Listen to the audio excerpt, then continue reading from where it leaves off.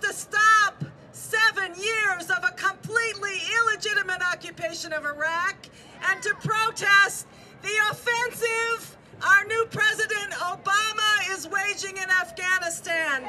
Torture and aggressive preemptive war are war crimes. Don't look to the White House to solve this.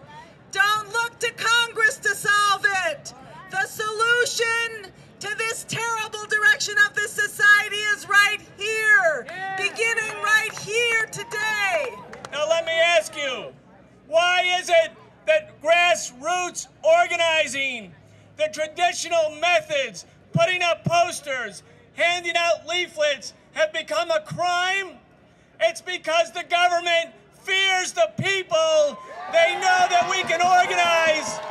They know we can take this message into our communities, our campuses, into our workplaces, and yes, right into the rank and file of the U.S. military and say we won't fight for imperialist wars. So we're going to stay strong, sisters and brothers. We're going to be disciplined today. We're going to march on Halliburton. Halliburton. We're going to march on the Mortgage Bankers Association. We're going to march on the Washington Post. Let those coffins come in front of you. And this is for the editors of the Washington Post. The editorial policy.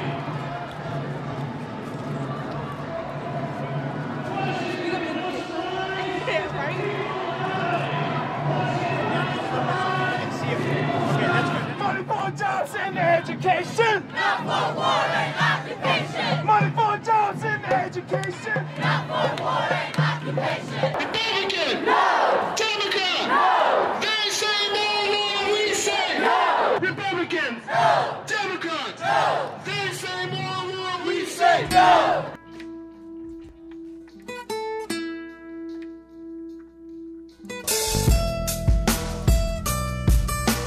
Whose streets? Our streets. Whose streets? We all once lived in tribes in peace and unified, surviving off of what abundant earth could provide. But some weren't satisfied. They started conquering folks, implemented governments to oppress and control, unpiled empires of power and greed. And now if you live in excess and the rest are in need, but simply beating some and bribing others couldn't succeed. They needed hate to separate and some fear to feed. See, we're inclined to become and think from the heart, so they devised new systems that would keep us apart. They invented class, invented race, gender, and religion. With precision they conquered through division. Divide and conquer, separate and control, and keep us fighting each other. There's every empire's goal. So don't look behind the curtain, don't follow the strings. Keep us fighting the symptoms of while you spread the disease. Get your butt out in the street and protest. And most especially, if your friends say, I wouldn't have signed up for the U.S. military with George Bush, but I don't know, I'm kind of into fighting for Barack Obama. What are you going to tell them? Hell no! Bring the We Are Not Your Soldiers tour, Iraq vets and Afghanistan vets into high school classrooms.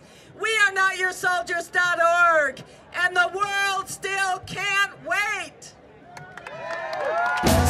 Unite and fight our enemies in sight. We share a common plight. Take my hand and hold it tight. In the street, our feet will beat them to retreat. People united will never be defeated. The people united will never be defeated. The people united will never be defeated. We are righteously opposed to this war and President Obama's health care plan. The health care plan of this country's first black president, the pro-war president of the pro-war Demopolitan Party.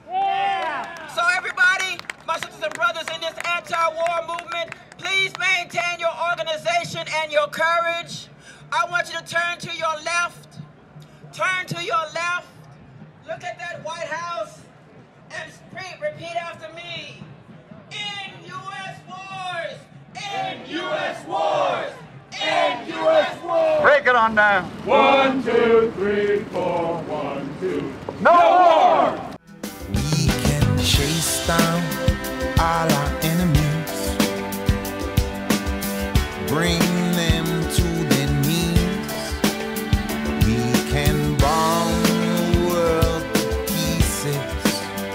but we can't bomb it into peace. Woe me may even find the solution. Back up. Excuse me, we have a right to be here. No, you don't. Yes, we do, sir. You don't know the frickin' law. Go back and read your law book. Please back up. It's called freedom of assembly. Back up. Freedom of assembly. Back up, sir.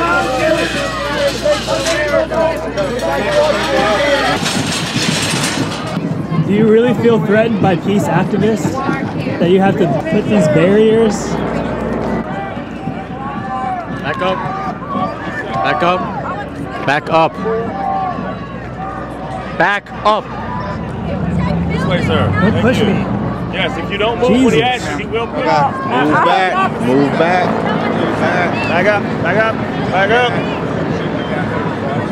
$720 million every bloody day in Iraq. What would that pay for? That would take care of the health care needs of everybody in this country. These wars don't have any honor. They're for the war machine that makes money off of death and exploitation and lies. Look at you. Free speech, anti-war, and look what you're doing.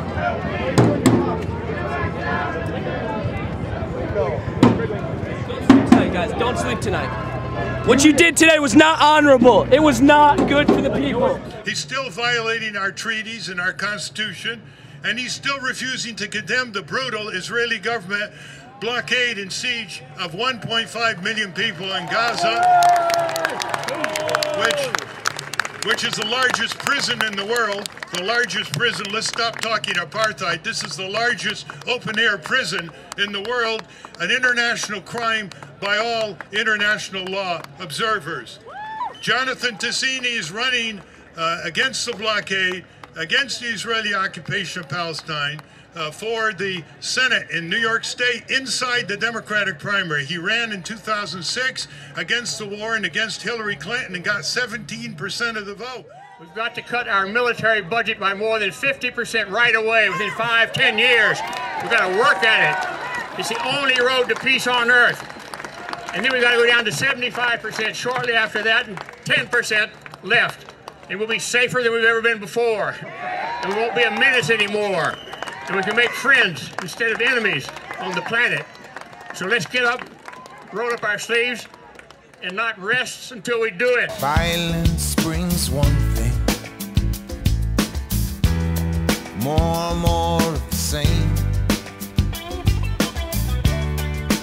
Military madness. Smell of flesh and burning pain.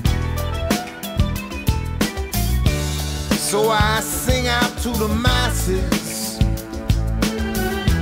Stand up if you're still sane.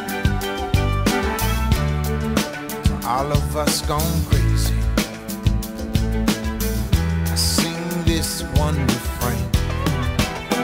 We can chase down all our enemies,